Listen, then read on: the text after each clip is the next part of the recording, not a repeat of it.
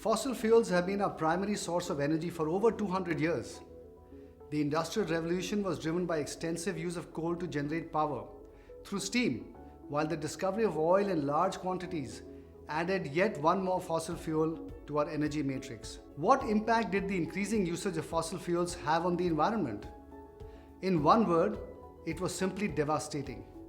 Unnatural climatic conditions, increased frequency of natural calamities, cities choked by pollution are some of the byproducts of fossil fuel usage. The biggest threat to our survival comes from global warming caused by carbon emissions from burning fossil fuels and the resultant climate change. In a symbolic portrayal of what our future may hold, Iceland held a funeral to mark the death of the first glacier which melted due to climate change. The big question now is, can we replace fossil fuels and move towards a carbon-free world? Can the sun and the wind power our energy needs, and can we stop this inevitable march of climate change? I feel that is eminently possible, and my book charts a clear roadmap to such a fossil-free world.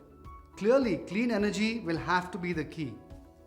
Man-made greenhouse emissions were highest due to energy generation by fossil fuels. So quick adoption of solar and wind energy can help bring down these emissions.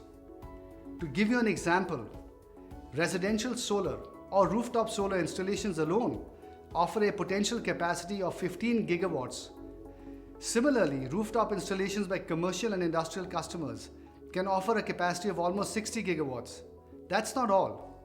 Hard-to-abate sectors like cement and steel need to use solar energy and wind energy in their manufacturing processes.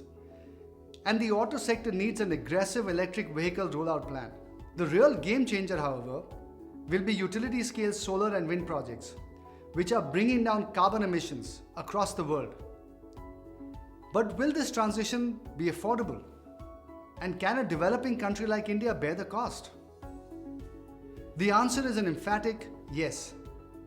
In my book, I analyze real-time data and show how cheap renewable energy has become.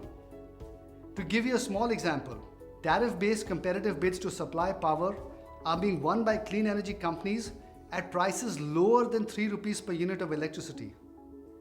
In dollar terms, only around 4 cents a unit. Renewables have yet another big benefit. They make us less dependent on imported fossil fuels. Growth in this sector will have a direct impact on the economy, boosting jobs, creating new entrepreneurs, and expanding our country's manufacturing capacity. Our company recently announced plans to manufacture solar modules and cells in India by investing about 2,000 crore rupees.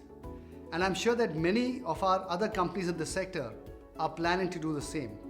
My book attempts to capture this huge transition happening across the globe and in India and create a playbook for a carbon light India.